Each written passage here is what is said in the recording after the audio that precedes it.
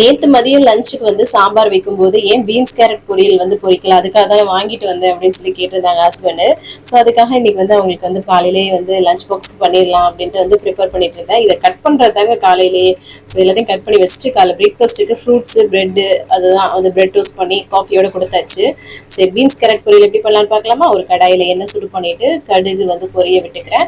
அதுக்கப்புறமா பூண்டு தட்டி சேர்த்துட்டு வெங்காயம் கருவேப்பிலை பச்சை மிளகாய் எல்லாம் சேர்த்து வதக்கி விட்டுட்டு தக்காளி உப்பு போட்டு அதையும் நல்லா வந்து வதக்கி விட்டுக்கலாம். கூடவே அதுக்கப்புறமா பீன்ஸ் கேரட்டையும் சேர்த்து ஒரு வதக்கி விட்டுட்டு நல்லா தண்ணி சேர்த்து நம்ம வந்து இதை வந்து நல்லா வேக வச்சுக்க போறோம். ஏன்னா வேகணும் இல்லையா, அதனால நல்லா தண்ணி வத்தி வெந்து வந்ததுக்கு அப்புறம் வீட்டில் அரைச்சு குழம்பு மிளகாய் தூள் இல்லைன்னா நீங்க வந்து வெறும் மிளகாய் தூள் மல்லித்தூள் அந்த மாதிரி கூட சேர்க்கலாம்.